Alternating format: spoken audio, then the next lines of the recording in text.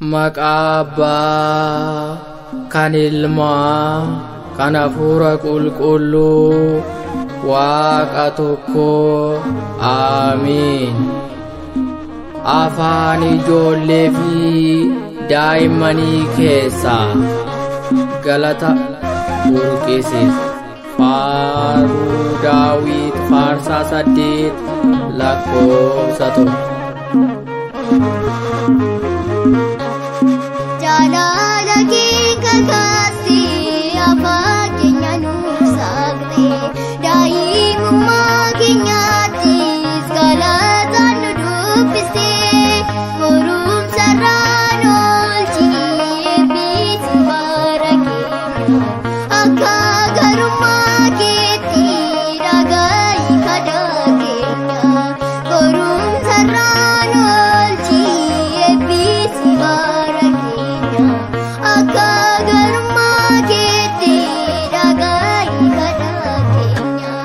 Jaalala kee kakaasee afaan keenya nuuf saaqtee daa'imummaa keenyattis galataan nu dubbistee gorumsarraan oolchii eebbisi bara keenya akka garummaa keettis dhaga'i kadhaa keenya gorumsarraan oolchii eebbisi bara keenya akka garummaa keettis dhaga'i kadhaa keenya.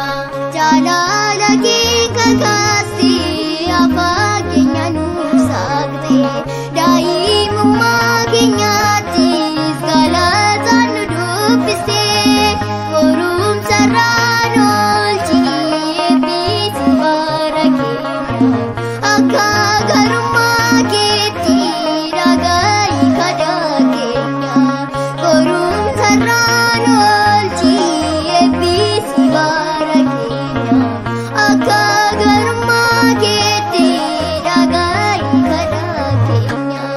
Jaalala kee kakaasee afaan keenya nuuf saaqtee daa'imummaa keenyattis galataan nu dubbistee gorumsarraan oolchii eebbisi bara keenya akka garummaa keettis dhaga'i kadhaa keenya gorumsarraan oolchii eebbisi bara keenya akka garummaa keettis dhaga'i kadhaa keenya.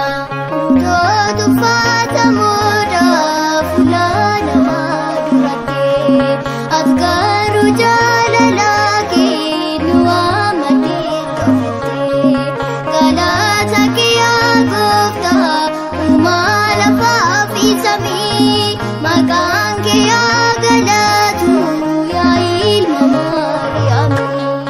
Jaalala kee kakaasee afaan keenya nuuf saaqtee daa'imummaa keenyattis galataan nu dubbistee gorumsarraan oolchii eebbisi bara keenya akka garummaa keettis dhaga'i kadhaa keenya.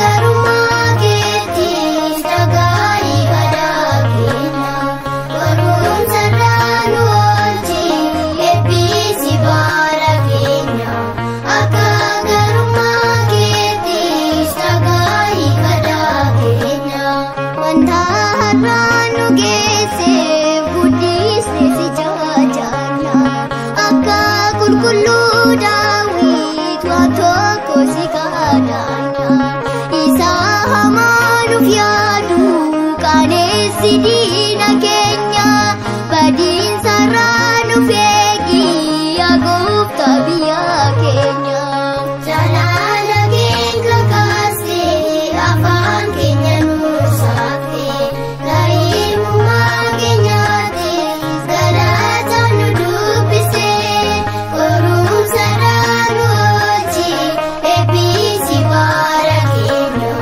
akka garummaa keetis dhaga'i karaa keenya barumsarraa nu oolchi eebbisi bara keenya akka garummaa keetis dhaga'i karaa keenya wanta har'aan nu geesseef guddisne si jaajana akka qulqulluu daawit waan tokko si kadhanna isa hamaa nuuf yaadu qaanessi diina keenya badiinsarraa nuuf eegi